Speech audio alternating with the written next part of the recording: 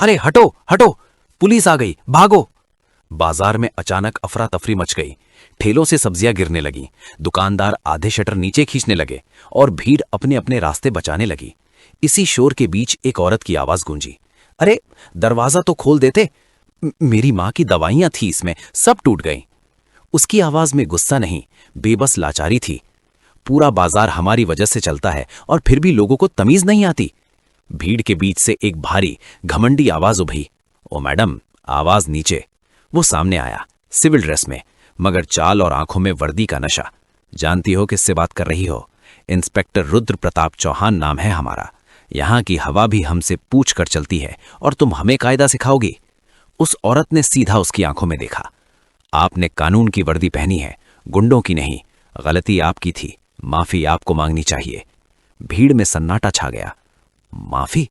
रुद्र के होठों पर खतरनाक मुस्कान फैल गई। मैं रुद्र प्रताप चौहान माफी मांगेगा? वो एक कदम आगे बढ़ा। बहुत गर्मी है ना तुम्हारे अंदर, आज सारी गर्मी निकालता हूं। उसने हाथ बढ़ाया, लेकिन अगले ही पल उसका हाथ पलटकर मरोड़ दिया गया।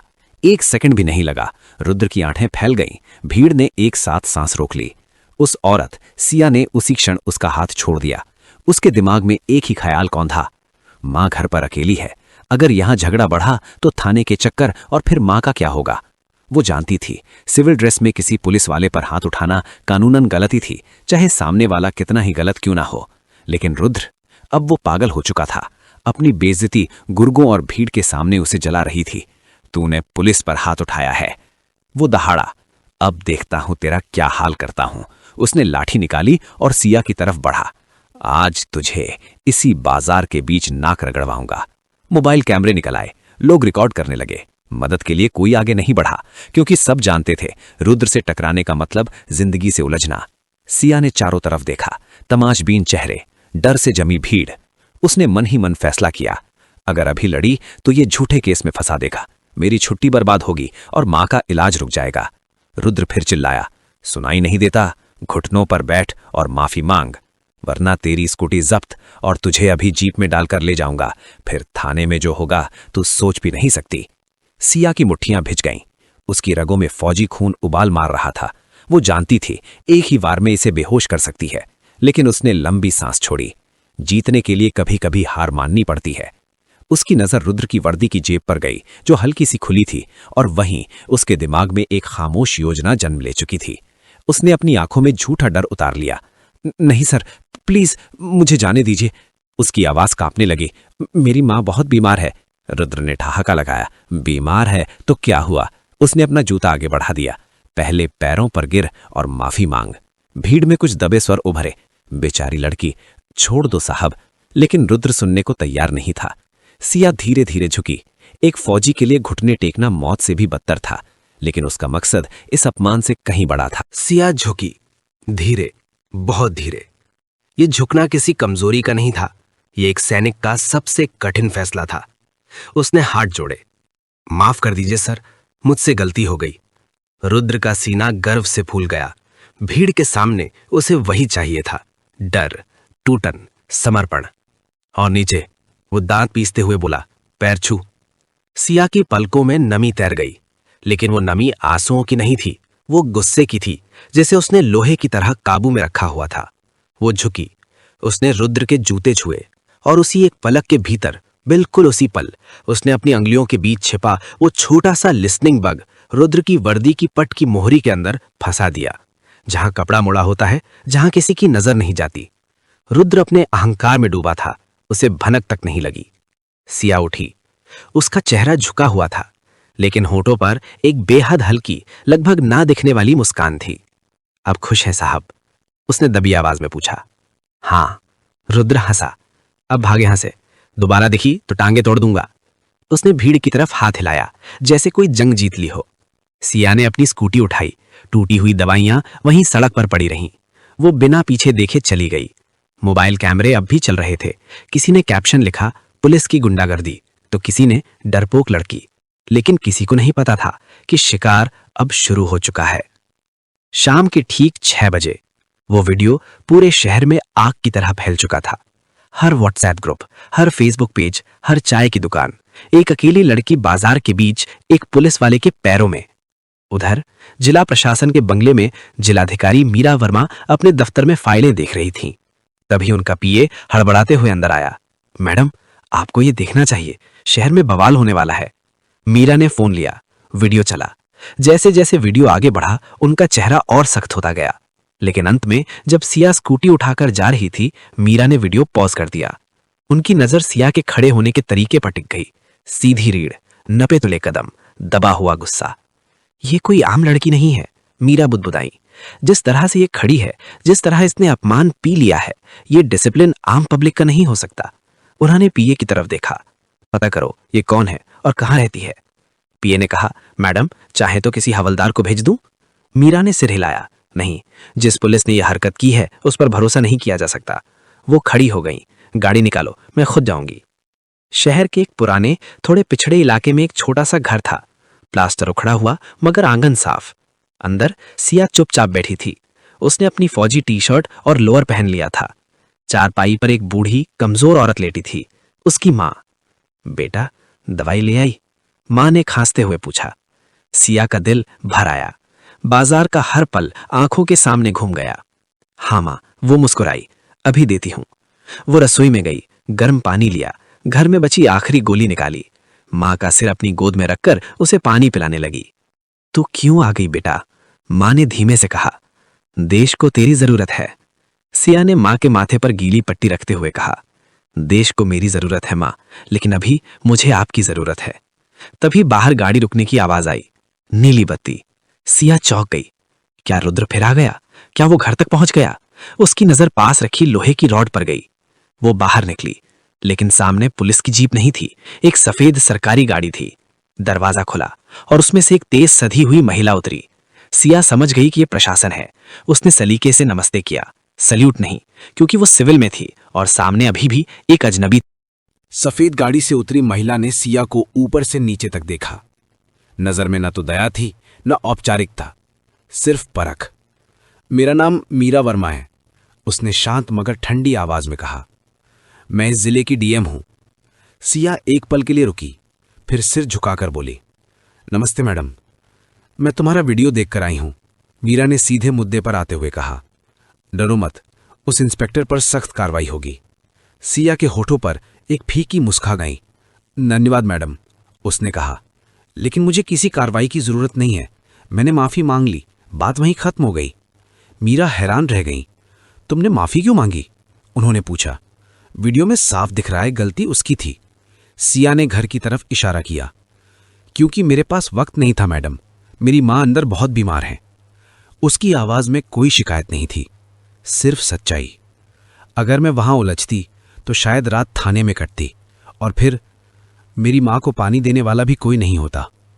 मीरा की नजर सीधे सिया की आंखों में थी। उसी पल उनकी नजर अलमारी पर गई। एक तस्वीर, वर्दी में एक जवान महिला, कंधे पर 3 स्टार। मीरा के चेहरे पर पहली बार चौंकने का भाव आया। तुम आर्मी में हो? सिया ने कोई जवाब नहीं दिया, बस नजरें झुका ली। कैप्टन, मीरा की आवाज धीमी पड़ गई। और तुमने उस सड़क छाप इंस्पेक्टर के पैर छुए? उन्हें यकीन नहीं हो रहा था। तुमने उसे वहीं तोड़ क्यों नहीं दिया? सिया ने सिर उठाया। अब उसकी आंखों में वो आग थी जो बाजार में छिपी रही थी। क्योंकि फौजी को सिखाया जाता है मैडम, दुश्मन को तब मारो जब वो बेफिक्र हो। कमरे में सन्नाटा गहराने लगा। अगर मैं वहां मारती, सिया बोली, तो वो सिर्फ एक झगड़ा होता। अब जो होगा वो न्याय होगा। मतलब? मीरा ने पूछा। सिया ने जेब से अपना फोन निकाला, एक छोटा सा हेडफोन मीरा की तरफ बढ़ाया। सुनिए मैडम, वो बोली, वो इस वक्त क्या कर रहा है? शाम ढल चुकी थी। इंस्पेक्टर रुद्र प्रताप चौहान अपनी काली स्कॉर्पियो में हाईवे पर दौड़ रहा था।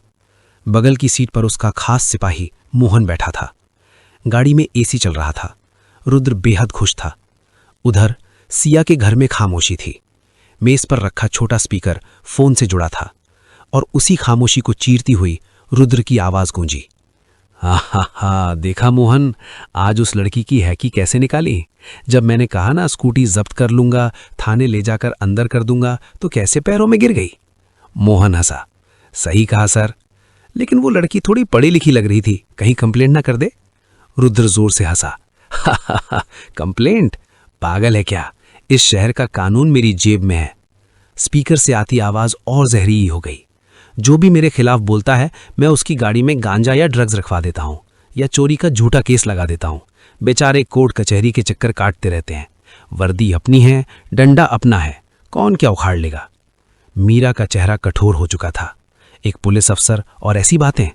रुद्र की आवाज फिर गूंजी, और सुन, आज रात की तैयारी कर। शहर का नया व्यापारी है ना सेठ माधवदास, उसे डरा दिया है मैंने।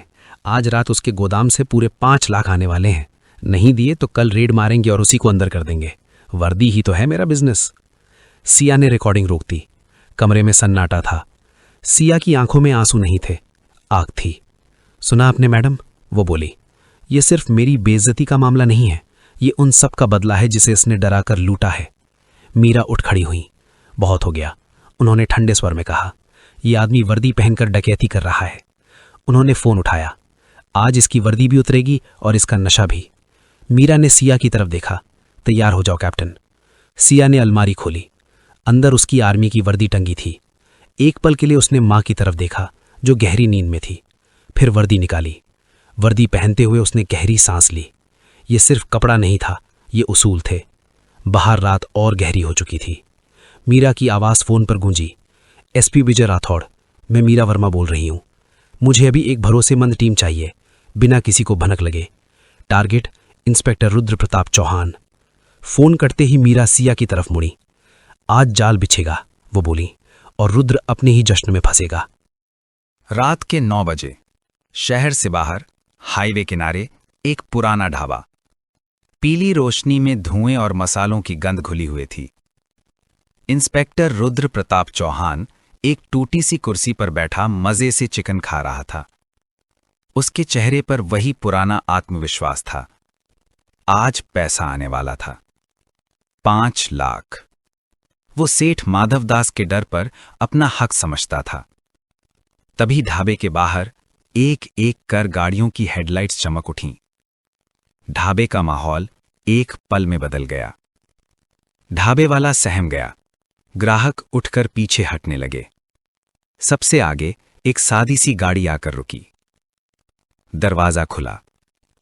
सबसे पहले सिया उतरी, आर्मी की वर्दी में, कदम सधे हुए, चेहरे पर कोई भाव नहीं। रुद्र ने उसे ऊपर से नीचे तक देखा, फिर ठहाका लगाया। ओ, आप समझा उस दिन तेरे तेवर क्यों थे। वो कुर्सी से उठा। आर्मी, उसकी आवाज में तंज था। वर्दी बदलते ही खुद को शेर समझने लगी क्या। वो उसके करीब आया। अरे मैडम, ये हाईवे है, बॉर्डर नहीं, यहां मैं चलता हूं। उसने जोर से हंसना शुरू कर दिया। देश बचाने आ गई। ट्रेनिंग में ज्यादा ही जोश भर दिया गया लगता है। सिया ने कुछ नहीं कहा, बस शांत नजर से उसे देखती रही। रुद्र गालियां बकने लगा, मजाक उड़ाता रहा। तभी पीछे से और गाड़ियां आकर रुकीं। इस बार कोई सायरन नहीं, बस भारी मौजूदगी। बीच वाली गाड़ी का दरवाजा खुला। मीरा वर्मा उतरी। सादा सूट, हाथ में फाइल, चेहरा बिल्कुल शांत। रुद्र की हंसी अधूरी रह गई। मैडम, उसकी आवाज पहली बार लड़खड़ा गई। ढाबे पर ऐसा सन्नाटा छाया कि हवा की आवाज तक सुनाई दे।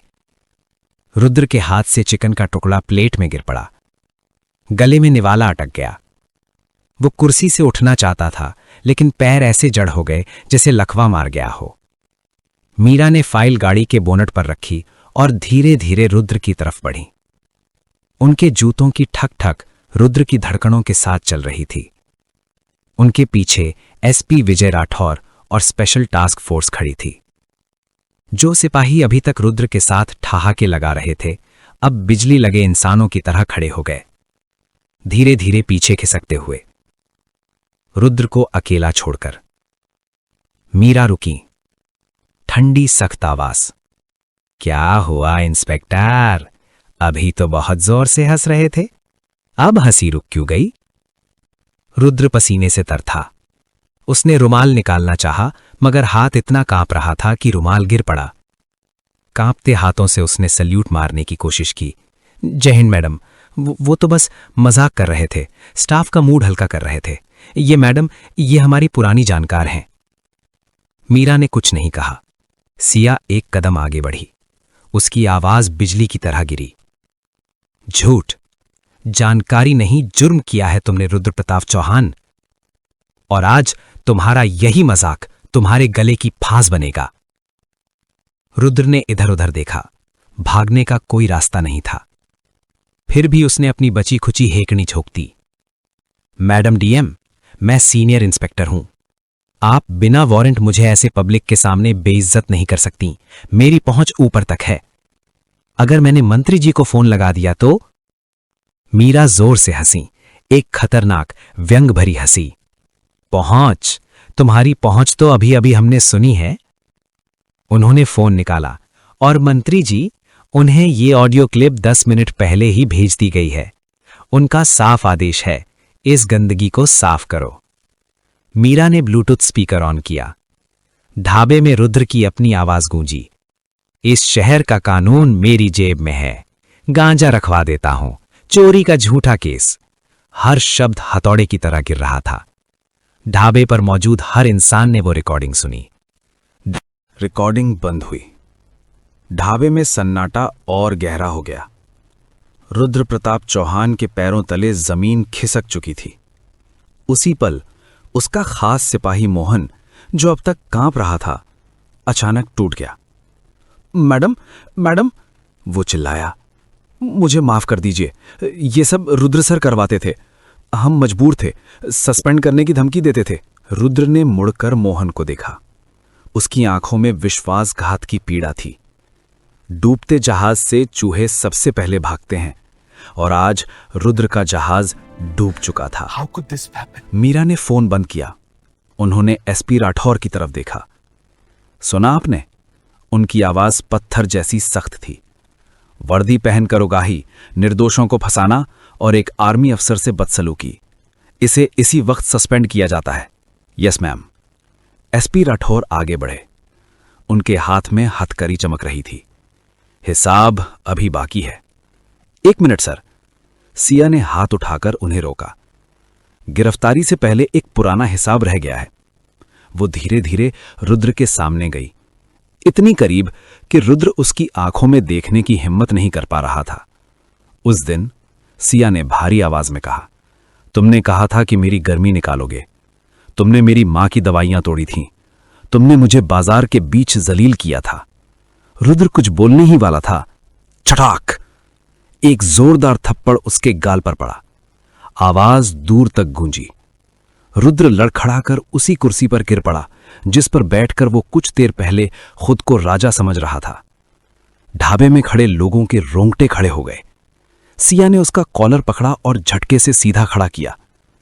उस दिन मैं झुकी थी, क्योंकि मैं एक बेटी थी जो अपनी मां को बचाना चाहती थी। लेकिन आज उसकी आवाज और सख्त हो गई। आज मैं एक सैनिक हूं, और एक सैनिक कभी अपनी वर्दी की बेइज्जती बर्दाश्त नहीं करता। उसकी नजर रुद्र के कंधों पर लगे स्टार्स पर गई। ये वर्दी सेवा के लिए मिलती है, गुंडागर्दी के लिए नहीं। झर्र! एक झटके में उसने स्टार्स और नेम प्लेट नोच लिए। बटन टूटकर जमीन पर बिखर गए। यह सिर्फ वर्दी का टूटना नहीं था, यह रुद्र के अहंकार का अंत था। रुद्र पूरी तरह टूट चुका था। माफ कर दो, मेरे बीवी बच्चे हैं। वो सिया के पैरों में गिरने लगा, वही पैर जिन पर उसने उस दिन जूता बढ़ाया था। सिया 2 कदम पीछे हट गई। एक सैनिक कभी किसी को पैरों में नहीं गिराता।